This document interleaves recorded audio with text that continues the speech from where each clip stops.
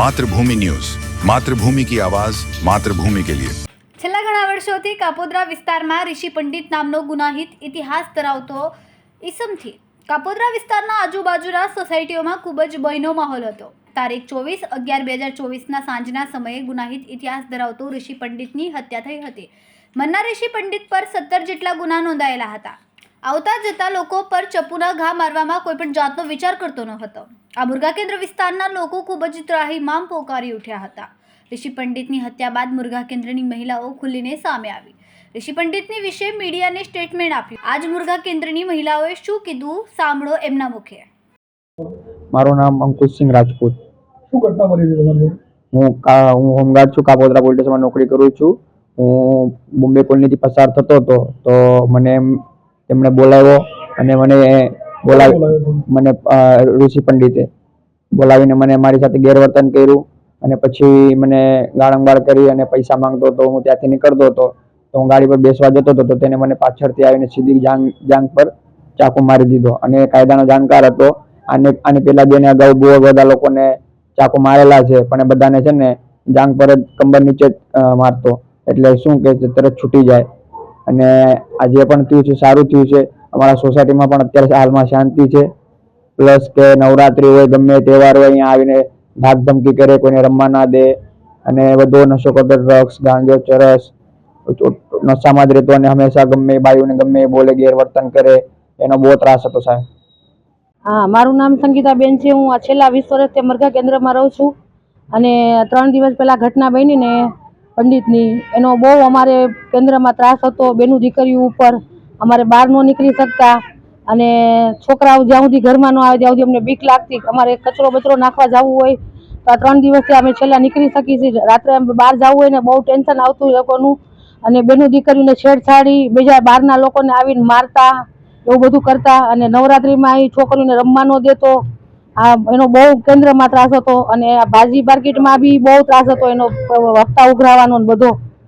શાકવાળા કંટાળી ગયા હતા બધા। બોલો બોલો બેન, અત્યારે કેવું લાગે છે તમને? સારું લાગે છે। જી, આપનું નામ? મારું નામ રિંકલ છે। હું અહીંયા 15 વર્ષથી મારી મમ્મીની સાથે રહું છું। અહીંયા અમારે ત્યાં નાના છોકરાઓને બી બહુ બગાડવામાં પંડિતનો મોટો હાથ હતો અને શેરીમાં હાલતા ચાલતા બી નાના છોકરા પાસે બી અને ખોદતી ચોક લઈને રખડતો હતો। અને એકવાર અમારે ઘટના બની હતી ત્યારે મારા ઘરવાળાને ચાકુ મારવા બી ખુદ આવેલો હતો। કેવો ત્રાસ હતો? એનો ત્રાસ બહુ જ ખૂબ હતો। કેવો ભય હતો અહીંયા તમારી સોસાયટીમાં? અત્યારે 3 દિવસથી અમારી સોસાયટીમાં સારું થઈ ગયું છે પણ છેલ્લા 10 વર્ષથી અમારી સોસાયટીમાં ખૂબ જ બહુ ત્રાસ હતો એનો। અત્યારે જે બી થયું અમારી માટે, કેન્દ્ર માટે સારું થયું છે। મારું નામ શોભનાબેન છે। હું 15 વર્ષથી અહીંયા મુર્ગા કેન્દ્રમાં રહું છું। આ પંડિતનો બહુ ત્રાસ હતો। એ અહીંયા શેરીમાં આવે ને તો એ હથિયાર લઈને જ નીકળતો। એ જોઈને અમને બધાને આમ ઘરમાં જ બેસવાનું મન થાય, બહાર નીકળી ન હતા, કારણ કે બહારના માણસો લઈને આવે ને અહીંયા એને મારે અને આ શેરીવાળાને ડરાવે ને ધમકી આપે। આ બનાવ બન્યો પછી અમને એમ થયું કે હાસ ગયું, કોઈ અહીંયાથી રાક્ષસ ગયું એવું અમને લાગે છે। જી, તમારું નામ? મારું નામ મનુબેન છે। હું છેલ્લા 20 વર્ષથી અહીં રહું છું। આ માણસનો ખૂબ ત્રાસ હતો। અમારે બજારમાં જવું હોય, કચરો નાખવા જવું હોય તો અમને બીક લાગતી હતી અને અમારા છોકરા નોકરી પર જાય, સવારથી જાય, સાંજે સારી રીતના આવે કે નહીં એનો પણ અમને એ લાગતું કે સારી રીતના અમારો છોકરો આવ્યો, બસ એ આવે ત્યારે અમને શાંતિ થતી હતી। અમને ખૂબ ડર લાગતો હતો એનો। મારું નામ નાનુભાઈ છે। હું અહીંયા 20 વર્ષથી આવવા જવાનું મારું છે બરાબર। એ આયા એનું એવું કામ હતું કે ગમે માણસ મરવાડી સાહેબ ઋષિ પંડિત નામ હતું એનું। એ ઋષિ પંડિત નામથી અહીં જનાતો હતો। 10 વર્ષથી બધાને હેરાન કરતો હતો, ગમે એને ચાકુ મારતો હતો। એના પ્રમુખના છોકરાને ગળામાં ચાકુ મારીને એને હત્યાનો કાંડ કરવામાં પણ એ બચી ગયો, જેવો તેવો એના બાપાએ ખર્ચો કરીને બરાબર। એ બીતા હતા, કેસ તો ન કર્યું એને, પણ અત્યારે મહિના પહેલાં આયા એક છોકરાને એને જાંઘમાં ચાકુ માર્યો। કાયદાનો જાણકાર હતો, ઉપર ચાકુ મારતો જ નહોતો, એ જાંઘની હેઠે ચાકુ મારતો હતો એટલે 151માં સુધીને તરત બીજા દિવસે બહાર આવી જતો હતો બરાબર। એટલે જે દિવસે કાંડ થયું તે દિવસે એ અહીંયા આવીને ગાડી ઉપર બેઠો હતો અને એના કળમાં અત્યારે જ હતું બરાબર। સામેવાળાને ગમે એને મારીને ભાગી જતો હતો, એટલે એનું કામ એવું હતું એટલે ગમે એને એટલી બીક લાગતી તો બૈરા છોકરા બહાર નહોતા નીકળતા અને માણસ એને જોઈને ભાગી જ જતો હતો ડાયરેક્ટ। અને ગમે એને હત્યા એટલે ચાકુ જ મારે, ગમે એને ગમે એ માણા હોય એટલે એ બીવે જ નહીં, એના સપોર્ટો જેવો હતો એટલે બીજા દિવસે તરત બહાર આવી જાય।